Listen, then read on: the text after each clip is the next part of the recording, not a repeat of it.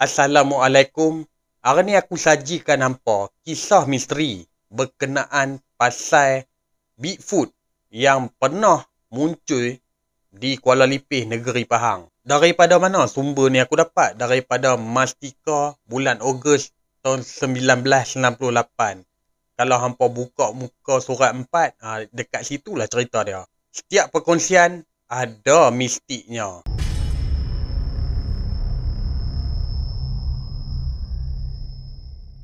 Jadi wartawan ni datang dekat kampung Lubuk Kulit yang terletak di Kuala Lipih, negeri Pahang. Wartawan pada mulanya bertemu dengan Arifin. Jadi Arifin ni dia ceritakan balik pengalaman semasa dia bertemu dengan makhluk yang bernama Bigfoot. Satu hari Arifin ni, dia ni menoreh getah di waktu pagi. Satu demi satu pokok yang ditoreh. Bila sampai di salah satu pokok yang betul-betul bersebelahan dengan kawasan hutan, masa tu Arifin ni dia tengok daripada arah langit. Matahari duk tengah naik, bermakna ketika tu dalam anggaran pukul 11 pagi. Tiba-tiba Arifin ni terdengar salah satu pokok bergegar. Mula-mula Arifin ni tengok keliling kawasan kebun getah dia. Bila Arifin ni perhati betul-betul, pokok yang bergegar tu pokok besar yang berhampiran dengan kawasan hutan. Jarak antara pokok besar dengan juga si Arifin ni, anggaran dia dalam 5 meter. Jadi Arifin ni carilah tahu punca apa yang boleh bergegar sampai pokok besar ni. Walaupun Arifin ni tak melangkah pergi mana-mana, dia cuma stay di kawasan pokok getah dia. Tiba-tiba di sebalik pokok besar tersebut tu ada satu kemunculan makhluk berbadan bulu tebal ni. Muka dia seperti macam gorila tapi tinggi. Arifin ketika menghadapi makhluk tersebut tu, Arifin ni jadi ketakutan. Punca apa? Dia ni seorang-seorang je dekat ladang getah dia saja. Jadi Arifin ni mula-mula dia menyorok di sebalik pokok getah dia tu. Tapi dia pergi mengendap balik dekat kawasan pokok besar tersebut tu. Makhluk tu dia hanya menetap dekat kawasan situ sajalah, di sebalik pokok besar tersebut. Kata Arifin, makhluk tersebut tu dia memandang tajam ke arah si Arifin ni selama lebih kurang 10 minit. Lepas tu makhluk tersebut dia belah pergi masuk dalam hutan, tahu-tahu hilang. Cuma dekat sini hanya tinggal kesan tapak kaki dia saja. Kata si Arifin, tapak kaki dia saja sebesar 2 jengkai. Wartawan ni bertemu dengan Mahmud. Mahmud ni dia berceritakan pengalaman dia bertemu dengan Bigfoot tersebut. Masa tu Mahmud ketika pagi, dia ni nak pergi menoreh getah. Tiba-tiba Mahmud ni nampak dalam ladang getah dia tu ada sosok tubuh yang besar, bulu lebat, muka macam gorila. Bila kehadiran Mahmud nak pergi menoreh getah, makhluk tersebut tu dia perasan. Lalu makhluk tersebut tu bila nampak si Mahmud, dia pun berlari. Hanya tinggal tapak kaki dia saja. Mahmud ni dia ikut tau tapak kaki tersebut tu. Bila sampai je di tebing sungai, kesan tapak kaki dah tak ada dah. Anak Mahmud ni dia pernah nampak Bigfoot ni.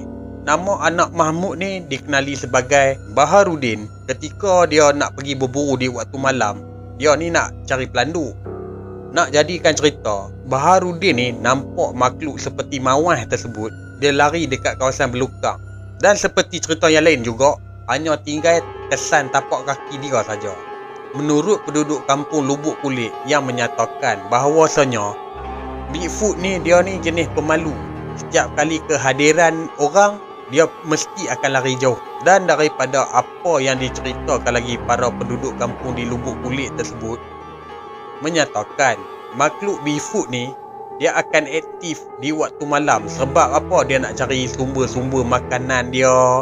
Kata penduduk kampung lagi, ketinggian Bigfoot ni 1.5 meter sehingga sampai 1.8. Dan ada juga perbezaan antara yang mana satu jantan, yang mana satu betina. Beza dia apa? Kalau yang betina dekat bahagian dada dia. Tapi ada juga orang kampung berpendapat bahawasanya Bigfoot ni dia boleh bertindak agresif. Punca apa? Dulu pernah salah satu orang kampung Lubuk Kulit tersebut, dia lalu dekat kawasan belukar. Tiba-tiba 2 ekor anjing yang dah mati. Cara mati dia tu memang ngeri lah. Lepas tu pula, dekat kawasan anjing mati tersebut tu, ada kesan tapak kaki Bigfoot tersebut. Jadi pada ketika waktu tu, penduduk kampung Lubuk Kulit ni jadi takut lah. Sebab apa? Mereka takut makhluk tersebut ni ganggu orang kampung ke, takutlah sampai orang kehilangan nyawa ke disebabkan serangan daripada Bigfoot. Jadi JKK kampung ni decide cari bantuan perkhidmatan. Orang kampung bersama JKK dan juga perkhidmatan bekerjasama. Siang malam mereka cari makhluk Bigfoot tersebut tu. Jumpa memang jumpa, tapi itulah tak berjaya tangkap. Kata Jamaluddin kepada wartawan, waktu tu dia cukup takut kalau Bigfoot ni serang orang kampung. Tapi itulah, walaupun dah minta bantuan perkhidmatan, dah buru si Bigfoot ni, tak pernah satu pun berjaya. Untuk pengetahuan hampa, kampung Lubuk Kulit ni dengan kampung mak aku memang tak jauh. Tapi dalam cerita ni, bagi pendapat aku lah, bukan kata para penduduk Lubuk Kulit saja tak berjaya tangkap Bigfoot tersebut ni. Malah di seluruh dunia, pernahkah ada orang berjaya tangkap Bigfoot ni hidup-hidup? Tak pernah. Walaupun even Bigfoot ni mati sekalipun, tak pernah aku tengok ada orang berjaya tangkap Bigfoot tersebut.